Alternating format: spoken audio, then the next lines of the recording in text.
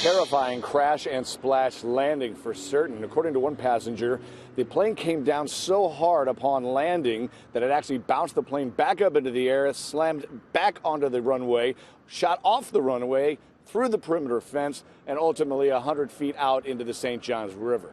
Keep in mind, it was very stormy around that time of night. A lot of rain had come down and lightning was in the air, and it was total darkness as well.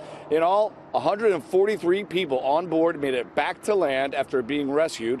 A little bit wet, but most importantly, alive. That's 7 crew members and 136 passengers with a very, very scary story to tell. The Jacksonville Sheriff's Office and Fire and Rescue immediately responded, and Marine units with boats helped with the rescue. According to passengers, once the plane came to a stop in the shallow part of the river, everybody exited the plane and stood on a wing to wait for the rescue boats, just like they did, you may remember, a few years back on that Miracle on the Hudson in New York. The 737 charter plane, operated by Miami Air International, flies twice weekly between Guantanamo Naval Air Station in Cuba to Norfolk, Virginia, with this stop in Jacksonville. The passengers on the plane were a mix of military, civilians, and dependents, all heading back to the States for some vacation and others to go home. An NTSB GO team has been here all day. The pavement is not grooved.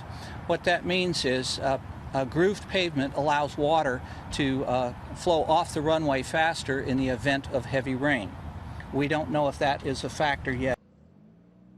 It is very, very early in this investigation. Keep that in mind. The plane ended up in the shallow water where it still remains. Part of its nose broke off during the crash. No word on when they're going to float or tow that plane back onto land. A lot of jet fuel has leaked, and containment booms are surrounding the boat right now. Investigators have recovered the flight data recorder in excellent condition, and it's in fact already off to the lab.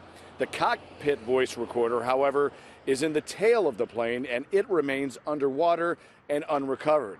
And there were an unknown number of pets that were on board that plane, not in the seating area with all of the passengers, but down below in the belly of the plane in the cargo hold. These are cats and dogs from some of the passengers traveling with them. That part of the plane remains submerged, and not a good outcome for all the pets, sadly to say. Yeah, Rick? No doubt. Phil Keating in Jacksonville. Phil, thanks very much.